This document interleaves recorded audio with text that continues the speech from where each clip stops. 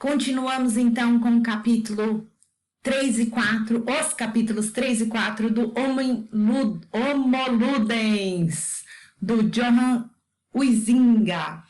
Esse livro tá muito legal. Esses capítulos de hoje que nós vamos apresentar, né? O jogo e a competição como funções civilizantes e o jogo direito, eles estão muito interessantes.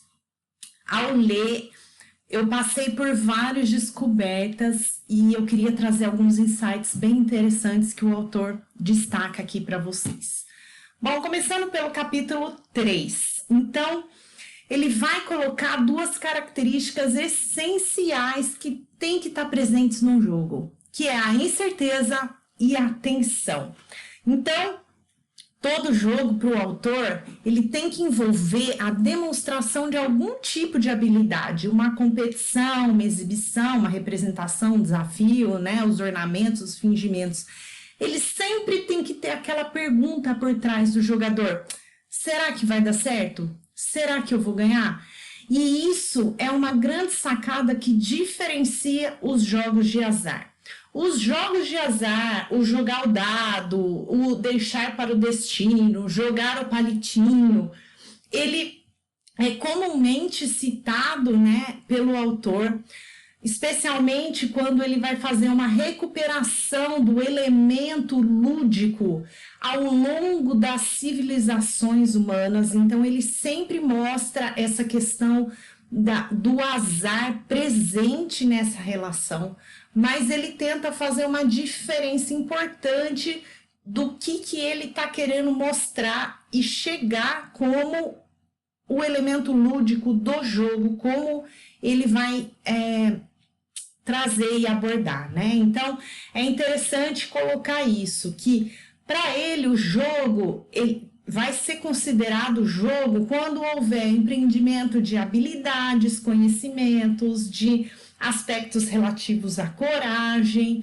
Tudo isso está envolvido. Não simplesmente uma questão de disputa, mas fica claro que houve um esforço empreendido na atividade, né? Aquela palavra que ele não gosta que use, mas a gente acaba utilizando. E aí, para mim, o filé mignon do capítulo 3 é quando ele vai passando por todas as grandes civilizações mais antigas, tradicionais. Então, ele vai identificar elementos lúdicos na sociedade chinesa, em sociedades tribais, indígenas mais antigas, sempre tentando provar não que o jogo é cultura, como falamos no capítulo anterior. Ele entende, lógico, que cultura é um elemento muito mais abrangente, mas que o caráter lúdico, ele mobilizou a construção, a complexificação das culturas mais tradicionais, mais antigas, até as culturas mais recentes, especialmente a cultura ocidental. Então, é muito interessante esse capítulo. Eu não estava valorizando tanto ele, mas depois que eu li, eu falei, nossa, ele tem uma sacada que é espetacular. Eu poderia dizer nesse sentido. Qual é essa sacada?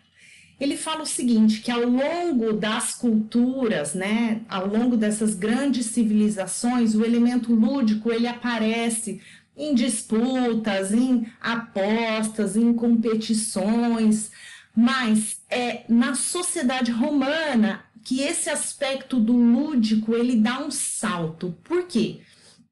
Na sociedade romana acontece duas coisas muito importantes. A primeira delas é a figura do espectador, ou seja, aquele jogador que não vai ter que empreender a sua própria habilidade, né? Ele vai ter um representante em campo. No caso, ele descreve aqui um pouco do aspecto dos gladiadores, né? No contexto ali de Roma. E o gladiador vai ser um representante desse espectador no jogo. E por que ele identifica isso como um salto em termos de construção civilizatória, né? Porque esse aspecto da pessoa confiar em alguém para receber uma glória, porque ele coloca muito esse elemento que é identificado ao longo histórico, né? Ao longo da história. A necessidade de receber elogios, de se destacar entre os seus, né? Da glória, são todos os elementos que estão presentes no jogo, né? E nos romanos, isso começou a acontecer a possibilidade de você receber esse elogio, essa glória, sem você se esforçar, simplesmente por colocar a sua confiança no seu representante, naquele que está jogando por você. E isso é um salto porque, a partir desse momento, a sociedade, a civilização, ela se complexifica num ponto de que vai existir, vai se construir um ambiente mais sério, né, em que a partir o jogo ele pode acabar, mas as regras do jogo elas acabam valendo na sociedade. E um segundo nível de jogo, de ambiente lúdico, que é um nível que é o que a gente fala, que é o jogo, que acabou o jogo, não vale mais aquele resultado, aquelas regras. Então, e a partir disso ele vai evoluir então para o capítulo seguinte. Deixa eu só reforçar então aqui, por que esse aspecto é interessantíssimo? Porque a partir dos romanos, para o autor, o elemento lúdico ele passa a se descolar para um segundo nível, um nível secundário da vida social. Então, a vida social, ela absorve elementos lúdicos importantes para o seu desenvolvimento, e a partir daí ele vai falar um pouco da construção do direito, mas, ao mesmo tempo, ela permanece com um espaço secundário de lúdico. E por que isso é interessante? Olha só, eu estava preparando meu plano de disciplina, eu vou colocar inclusive aqui na descrição do vídeo, eu vou utilizar um jogo nessa minha disciplina, e esse jogo justamente ele foi criado para testar e pensar em inovações de políticas de descarbonização. Então veja que interessante, a nossa sociedade hoje, ela chegou num nível de complexidade em que nós podemos utilizar um jogo para se pensar em melhorias e inovações no campo abstrato, e do campo abstrato pensar em implementar isso no campo real, na vida real, né? E eu diria mais, eu acho que é justamente isso para onde o autor vai evoluir nos capítulos seguintes. Se a gente for pensar séculos depois, o desenvolvimento do método científico é a mesma coisa, é a capacidade de abstrair num outro nível, não necessariamente no nível do jogo, mas no outro nível, dentro de regras, para você construir cenários e tentar trazer para o mundo real, né?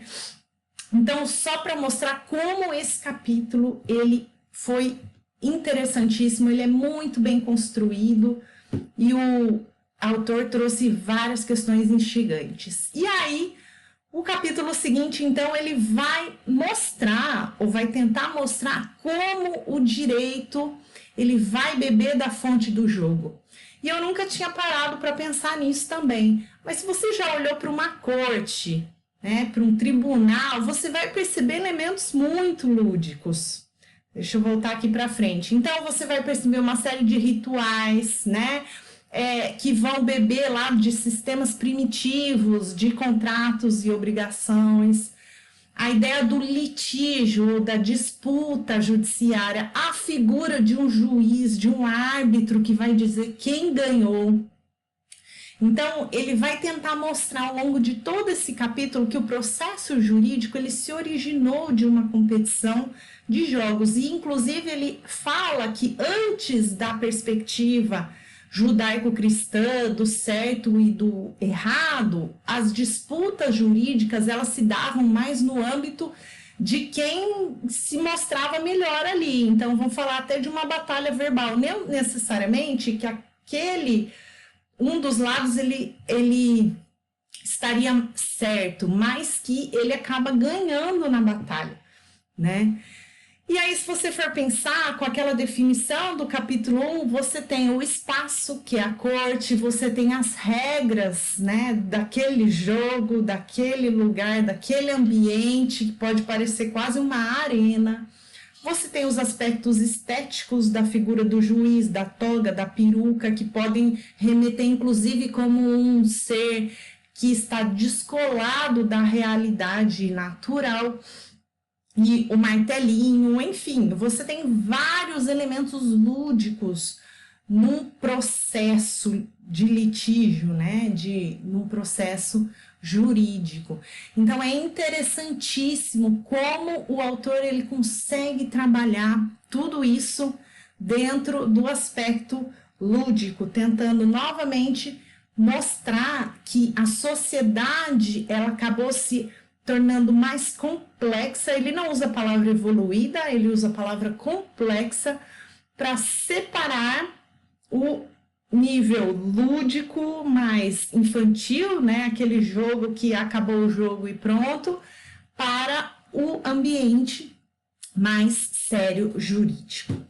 Então é isso, esses 2 capítulos são muito legais e próximos capítulos prometem muito mais ainda explorar essa questão do jogo e da guerra, o capítulo 5, e o jogo conhecimento, brincando e sabendo.